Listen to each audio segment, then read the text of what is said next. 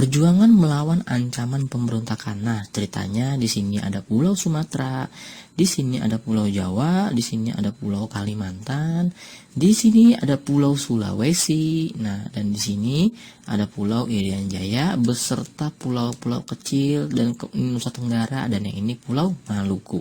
Nah, pernah nggak, mungkin bagi lo yang tinggal bukan di pulau di Jakarta, apalagi bukan di Pulau Jawa, ya misalnya di sini ada jalanan rusak, di sini sekolahan terbengkalai, di sini ada jembatan yang nggak betul-betulin, di sini harga bensin mahal. Nah, maka lo akan protes kan?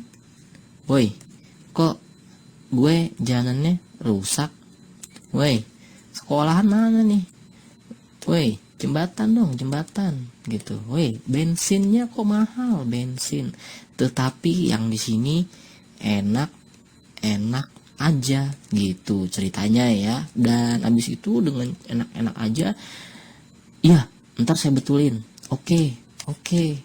Tapi kapan? Ngaret terus. Nah, kalau lu digituin ngaret di tempat daerah lu, misalnya sekolah nggak ada, rumah sakit jarang, rumah sakitnya jelek, jalannya rusak, lalu apakah lu sempat berpikir untuk, emangnya gue Indonesia kok gue nggak diperhatiin yang dibangun pulau sini aja? Nah, lo akan berpikir untuk bangun negara sendiri yuk, negara sendiri, atau mungkin protes, atau mungkin mencari, ya pokoknya misal lah, set gitu ya, misal. Nah, bagi orang-orang yang di Pulau Jawa dan di Jakarta, lo adalah pengkhianat. Tapi bagi lo yang di daerah yang mengalami jalan rusak, yang mengalami macam-macam, misalnya jembatan putus atau macam-macam ya, sekolahan gak ada, lo akan melihat diri lo sebagai orang yang sedang pertanyaan gue, lo adalah pengkhianat atau cuma protes?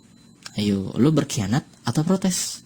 Nah, disinilah kita akan belajar cerita tentang bagaimana zaman dulu ada orang yang di satu sisi dianggap sebagai pengkhianat, di sisi lain dianggap sebagai protes. Ada juga sih yang dianggap sebagai pemberontak, benar-benar murni pemberontak karena dia punya impiannya sendiri. Misalnya dia pengen Indonesia menjadi sebuah negara Islam atau Indonesia menjadi sebuah negara komunis.